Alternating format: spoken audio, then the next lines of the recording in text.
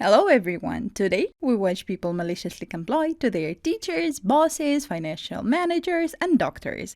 Please subscribe for daily videos with the best stories from all over Reddit. I've just hit 10 subscribers and really want to hit 20, so please subscribe. Let's go! I work at a tech company and my official job is fairly simple and I find that I have free time decently often. My unofficial extra jobs used to be monitoring the morale level in the office and doing things to bring up said morale, tech support on the computers in the office so IT doesn't have to deal with it. Mostly because I'm faster than they are at getting things going again, assuming the problem isn't hardware related, and often enough helping out other departments when I have the time. A promotion comes up, I apply for it. The boss gives it to someone who had only been hired for a few months ago. I was annoyed by this because I had been working there for much longer and my evaluations are always glowing. Another promotion comes up, I get denied again in favor of another person who has only been there for a few months. 3 more promotions come and go and my boss always gives the new people the promotions. At this point, several people who have been hired around the same time I have all quit to seek opportunity elsewhere, and many of the people who got promoted also quit because they used their promotion to get a better job elsewhere. Also, the boss likes to send an email with a bullcrap canned denial letter with some official reason as to why you were not selected. I eventually decide to confront my boss about it, so I just bluntly ask, what am I doing wrong? Why are people who have been recently hired getting promotions over me? The boss couldn't answer. He stumbles and slutters for about 2 minutes, like the shivering pencil neck he is. Eventually just blurts out, Look, you don't have much experience in dealing with people below you, and I really need you to just do your job. Alright, as you wish. Now, anytime someone asks me if I can get their computer, monitor, printer, whatever, working properly again, I tell them to ask tech support. My bi-weekly delivery is homemade confections has come to an end, and I no longer lift a finger to help other departments, even when I do have the extra time. Tech support can take a surprisingly long time to get around to our department. Something I could have done in 10 minutes, it will take them an hour or more. It's also a 3-person department in a fairly large office building. My boss pulls me into his office a while back and asked me if I have a problem. I told him I don't have a problem. He then reminds me of all the things that I used to do that I suddenly don't do anymore, then makes the mistake of asking me why I suddenly stopped. I told him that none of those were part of my job description and that I only did those things as a courtesy. But since he told me to just do my job and strongly hinted that I am not to go further in the company, I am going to just do what is part of my official job description from now on. He went from having a poop-eating smirk on his face, ready to tear into me for my sudden change of demeanor, to realizing that he can't say a thing because he knows that he cannot order me to do anything outside of my official job description, and that he screwed himself and his entire department over by basically telling me to shut up and get back to work. I used to work for a small company, and due to the bus times, I would arrive at work 45 minutes early every day. I was nearly always first in, so would be the one opening up the office and getting things set up. For context, my boss was pretty tight, so this would even include switching on the fridge after a weekend. One of the tasks I took it upon myself to do was to buy the milk for the office in my 45 minutes unpaid time. So, the shop was about a 20-minute round trip and I always got enough to last the week. In the UK, we pay for plastic bags, so I always tried to have a couple spare in my work bag. However, sometimes I just forgot, so I would buy one from the shop. While I was allowed to expense the milk, sometimes I would forget or lose the receipt, etc. So then the company would be getting free milk. Well, one day I submitted my expense claim and left the receipt on the finance manager desk, who was my boss's wife, and went for a meeting.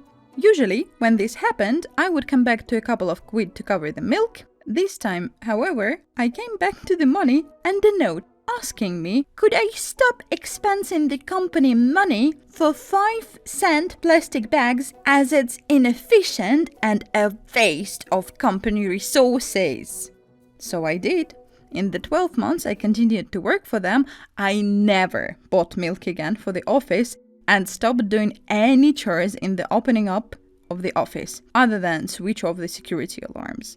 I would instead use that 45 minutes to eat breakfast or even just sleep. For the sake of 5 cents every couple of weeks, the company lost someone doing office chores for free, started paying for all their milk, plus had the inconvenience of running out of milk during the day with someone having to use work, so paid time, to buy more, which was even more awkward when we had clients in. Well, I guess well played, OP. No more free milk to them, huh? I work at a distribution center and unfortunately I injured my knee while working one night. We're not sure what happened, the case is currently ongoing. In the beginning, my managers were pretty accommodating until they noticed a loophole in my workers' company doctor's note based on how it's written. This part is actually important. The note stated to give me 2 or 3 15-minute breaks to rest. The doctor meant this to be included with our regular 2 lunches. The operations manager and HR decided that 2 of those breaks were covered by one of the lunches and would only give me 1 additional 15-minute break. I objected, stating he very well knew that the doctor intended, but he didn't budge. Well, fine. I go back to the doctor and mention what happened. Naturally, he was annoyed and wrote me a new note stating to give me a 15-minute break every 2 hours. Easy, right? Nope. The operations manager and HR consolidated my lunches for the breaks because of how it's written. Once again, I go back to the doctor. Now he's pissed and includes, in addition to regular lunches, on the note because they are so focused on how it's written. Operations manager is furious when I show the note and said he refuses to pay me for those breaks, to which I'm pretty sure it's illegal. I submit a letter of concern to the safety supervisor along with a statement that I'm planning on bringing this matter to a higher power, which a carefully chosen word for lawyer. Then spoke with the head of HR, and like magic, operations manager presented me with a reasonable break schedule and has me assigned to a department where I'd be stationary, which is a bonus. Not everybody is a pushover who won't fight back. Well, again, kudos! Yay! That is very good news, I guess. And, well, good luck, because, sometimes these can, engage a very unfair treatment from the manager's side, but hopefully it's not your case and everything gonna be alright. When I was a sophomore in high school, our biology teacher gave us a genetic mass assignment. We were to use our parents' blood types to determine our possible blood types, and then confirm our work by typing our blood in class. This was before current biohazard practices. I guess they mean like corona. Well, I'm adopted and knew its implications on the assignment, but my teacher did not ask, and I was looking forward to have a little fun. He wasn't the worst teacher, but I didn't care for him. I'd been a blood donor, so I knew I was AB+, and based on the assignment, it was not possible.